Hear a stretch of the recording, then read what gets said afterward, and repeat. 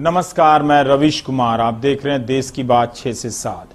Speak up for SSC railway exam trend 2 दिनों से चल रहा है। इस ट्रेंड का एक नतीजा ये निकला है कि स्टाफ सिलेक्शन कमीशन ने अपनी वेबसाइट पर जानकारी दी है कि एसएससी सीजीएल 18 और जूनियर इंजीनियर के रिजल्ट और एमटीएस 19 की परीक्षा का रिजल्ट कब कब निकलेगा। इन तीनों परीक्षाओं के परिणाम की तारीख एसएससी की वेबसाइट पर डाल दी गई है, जिसमें कहा गया है कि एक परीक्षा का परिणाम 21 सितंबर को आएगा, एक का 31 अक्टूबर को, एक को 4 अक्टूबर को आएगा। छात्र अपने रिजल्ट के लिए लंबे समय से संघर्ष कर रहे थे। इस ट्विटर आंदोलन में रेलवे की परीक्षा के छात्र भी जुड़े हैं। उन्हें सफलता नहीं मिली है, जबकि दोनों परीक्षाओं के छात्रों ने मिलकर 2 दिन में और कम से कम आज 35 लाख से अधिक ट्वीट करने का दावा किया है। दुनिया में नंबर 1 ट्रेंड कर रहे थे। भारत में 9 घंटे तक नंबर 1 पर ट्रेंड किया। आधा पास आधा फेल। मेरे हिसाब से आज की मेहनत का ये रिजल्ट, इनके ट्रेंड आंदोलन का रिजल्ट यही रहा। युवाओं ने ना सुनने वाली एसएससी को सुना ही दिया।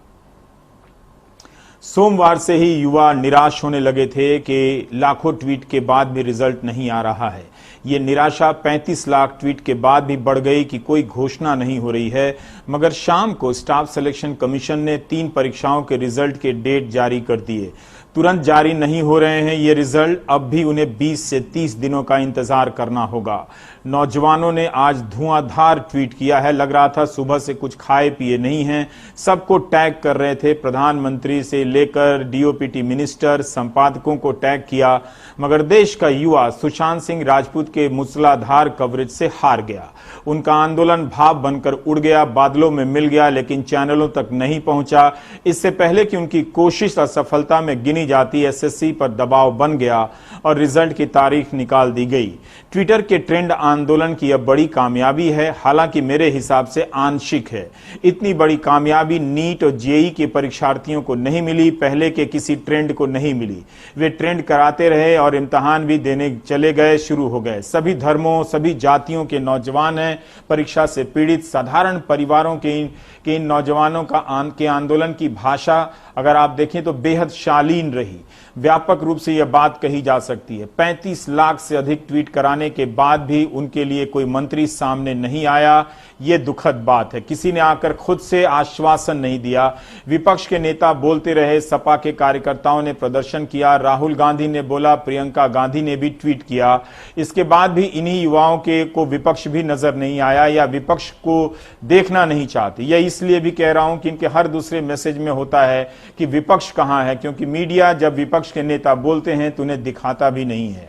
35 लाख ट्वीट के हिसाब से ही इस ट्रेंड को मत देखिए। कई साल, कई महीने से रिजल्ट और ज्वाइनिंग का इंतजार कर रहे हैं।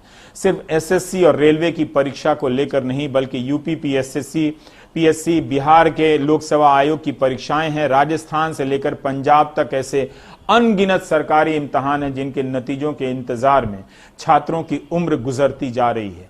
आज पूरी तैयारी के साथ ट्विटर आंदोलन में ये कूदे थे। नए हौसले के साथ नए नए तरीके के स्लोगन और मीम बनाए गए थे।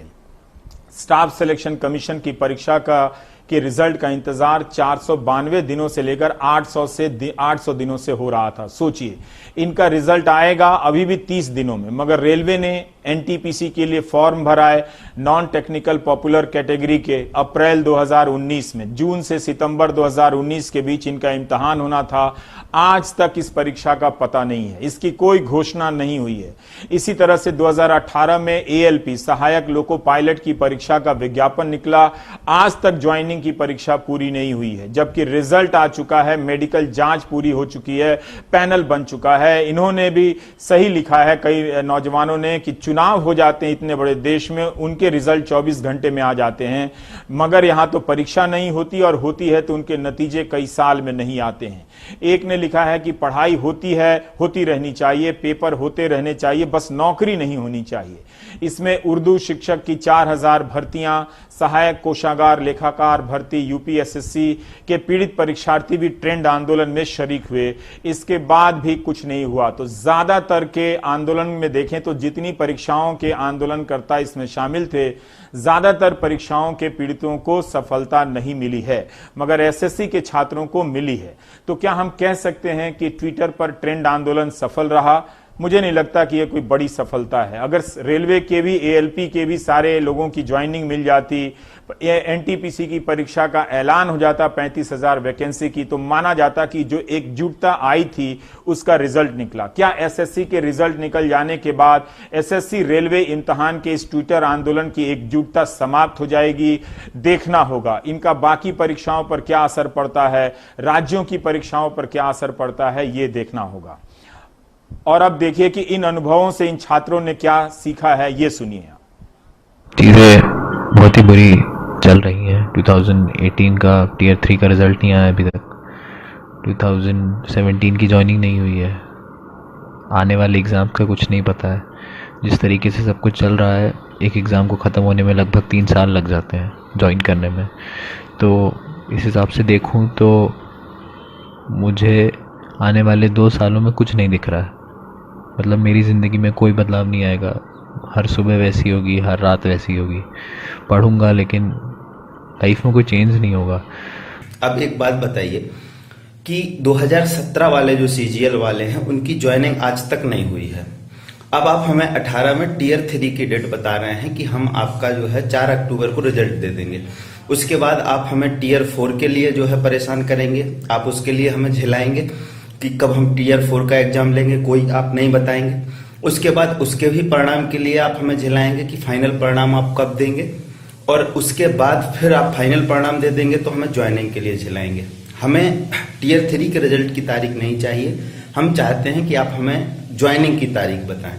आप जो फॉर्म भरवा रहे थे तो बिना वेंडर के क्यों फॉर्म भरवा लिए, जब आपको पता ही नहीं कि एग्ज़ाम लेने वाला कौन है, एग्ज़ाम कौन कंडक्ट करेगा। एग्ज़ाम कंडक्टिंग एजेंसी आपको पहले डिसाइड करना चाहिए, तब फॉर्म भरवाना चाहिए था। और हम लोग बस इसी का इंतजार में है कि अब डेट आएगा, अब खुशी का दिन आएगा। चलिए, और हम क्या कहना चाहेंगे, सीजीएल का भी हम एग्ज़ाम देके बैठे हुए हैं, प्री हो चुका है।